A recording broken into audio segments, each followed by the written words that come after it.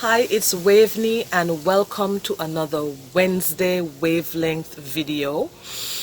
And today I want to talk about what do you do when you don't get that promotion. Yes, our previous videos we've been talking about how to get promoted, but I wanted to share with you what do you do, the area of opportunity when you don't get promoted. And you may be thinking, what area of opportunity?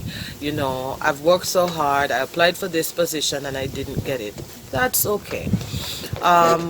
I haven't gotten all the positions that I've applied for, or all the jobs that I've applied for. And you know what? It's worked out beautifully because the area of opportunity was for me to see how I could up my game, where I could, you know, apply a little bit more work or what I could learn. And I'm not going to tell you that it's easy. I'm not going to tell you that you're not going to be disappointed. You will be disappointed, as I have been.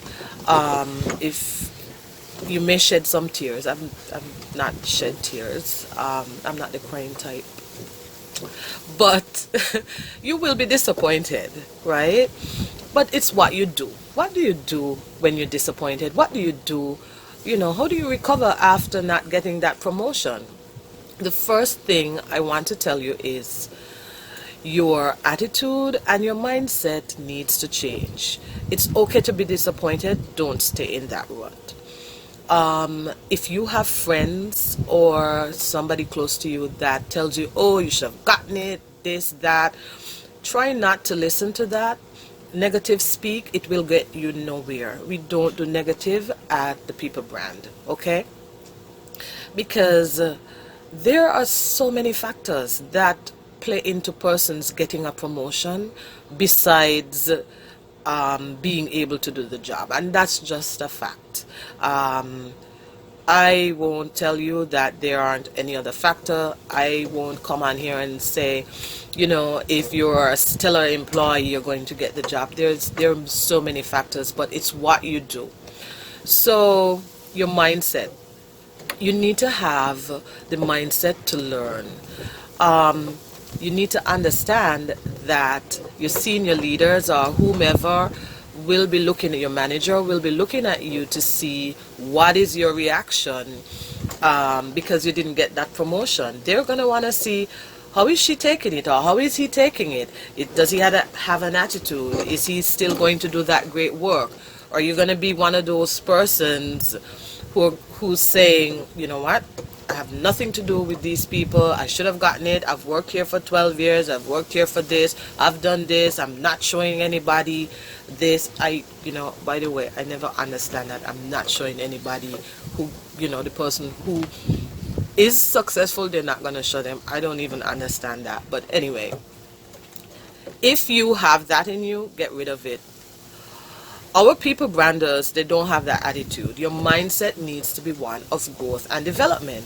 And when you have that attitude and mindset, you will see more opportunity. So where is the opportunity here? Where is the opportunity? So I have 3 questions for you. 3 powerful questions. And let me preface those by saying feedback is the breakfast of champions. Let me say that again because I really love it. By the way, this is not a Waveney quote. I read this or saw this somewhere. I loved it and I run with it. Anybody who has ever been to my trainings know that I say this. Feedback is the breakfast of champions. Think about it this way. Think about your favorite, whether author or person, music person, artist, sports, they continuously get feedback, right? Let's look at Jay-Z. Jay-Z has transformed and reinvented and grown so much. Jay-Z and Diddy. Yes, I follow them. I'm a hip HR person. But they have transformed themselves so much throughout the years and they've gotten feedback. Transformation comes with feedback. It comes with a bunch of other things, but it also comes with feedback. Anybody who is great at what they do don't just get great overnight. They've gotten feedback, they've taken the feedback, they've applied it, and they're at that level. They keep leveling up. And that's what you need to understand. Lots of the times, I mean, we live in a culture where we just see people pop up and we think that they're overnight successes. That's such a fallacy. There are no overnight successes. No overnight successes. Everybody who's gotten to be where they are work hard. You just don't see it because people don't publish failures. People don't. They want to show you the good stuff. But anyway, 3 powerful questions, and they're feedback questions that I have for you. Because feedback is the breakfast of champions. And if you're listening to my videos and you've been doing so consistently, you're on your way to being a champion. You have that champion seed inside you. So let me get into the 3 questions. I'm very excited about it, actually. I love sharing these types of things. When you ask these questions, and you're going to ask these questions to the person who, whether it's HR, whether it's your leader, you're going to have that conversation and you're going to tell them that you'd like to get some feedback. And so the 3 questions you are going to ask: question number 1, what do I need to start doing? And you need to be in the mindset and space where you're receptive. You're not going to defend. When you have this conversation, it's not about defending, it's not about justifying. It's about gaining insight so you can be better. So what do I need to start doing? Maybe there are things that you need to start doing. For example, your manager might tell you, listen, you need to take more initiative, you need to be more proactive, and then ask for examples, right? And when you ask for examples, that will give you more clarity on what you need to start doing. The other question you'll ask is, what do I need to stop doing, right? Maybe there are some behaviors that are not serving you well and that are inhibiting your growth. And so, what do I need to stop doing? There's sometimes that you are asking these questions, this specific question, and your manager or leader will say, I don't have anything, there isn't anything. I've asked those questions before and I've gotten, there's nothing that you need to stop doing, but you can do this, you can start doing X, Y, and Z. The last question is, what do I need to improve on? Because maybe it is that you're doing good work, but you can do even better or great work. And so there are things that you need to improve on. And so you may hear an answer like, well, you've missed a couple of critical deadlines, you've not been consistent.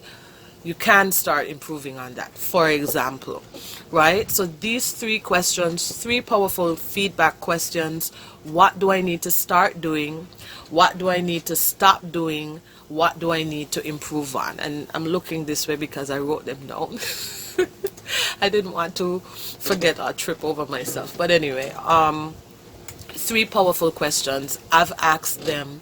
I actually read about them. I think it's in the Harvard Business Review. It was an article though. I think it's that I read a couple of years ago, and I saw these questions. I said I'm going to use it, and I did use it. It wasn't a promotion that I used it for.